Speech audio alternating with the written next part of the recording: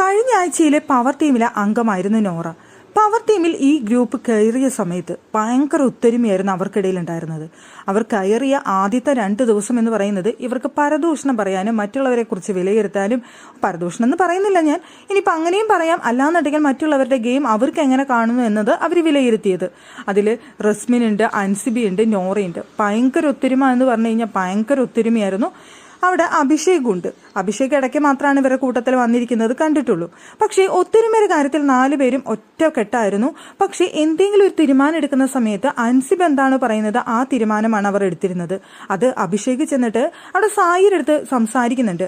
അൻസിബ് പറയുന്ന ചില കാര്യങ്ങൾ കേട്ട് കഴിഞ്ഞാൽ നമുക്ക് എതിർക്കാനായിട്ട് തോന്നില്ല. അത്രയും കാര്യങ്ങൾ ക്ലിയർ ആയിട്ടാണ് പറയുന്നത്. അൻസിബ് ഒരു കാര്യം പറയുമ്പോൾ പിന്നെ ആ തീരുമാനത്തിൽ നമ്മളങ്ങ് എത്താണ് എന്ന് പറഞ്ഞിരുന്നു.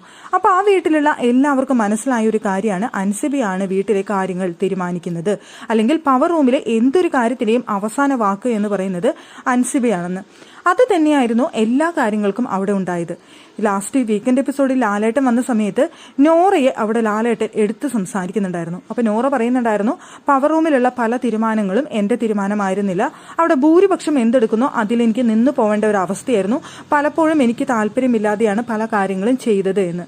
ഉദാഹരണമായിട്ട് ജയിൽ നോമിനേഷൻ തന്നെ പറയുന്നുണ്ടായിരുന്നു, എൻ്റെ മനസ്സിൽ ജാസ്മിനെ ഉണ്ടായിരുന്നില്ല, ജാസ്മിന് വേണ്ടി സംസാരിച്ച ആളാണ് ഞാൻ, പക്ഷേ എനിക്ക് വേറെ വഴിയില്ലായിരുന്നു എന്നുള്ളത്.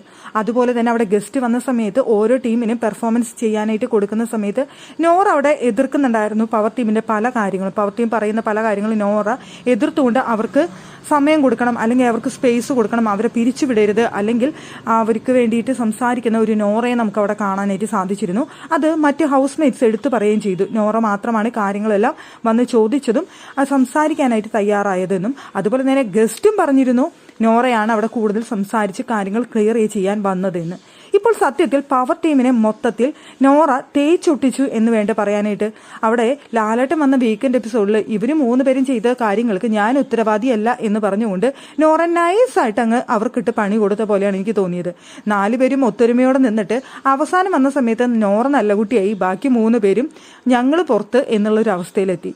അപ്പോൾ ഇവിടെ നോറ കിട്ടിയ സമയത്ത് ആ 3 പേർക്കിട്ട് നല്ലൊരു പണിയാണ്, 8ന്റെ പണി എന്ന് തന്നെ പറയാം, കൊടുത്തു എന്ന് തന്നെ പറയാം.